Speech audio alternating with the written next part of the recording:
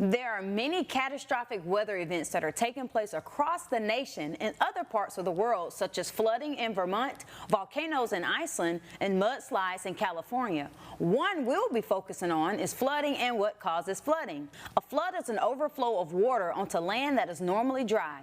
Floods can happen almost anywhere. They can cover an area with just a few inches of water, or they can bring enough water to cover the roof of a house. Heavy rainfall, storm surge, ice jams, and levees breaking are just a few situations that cause flooding.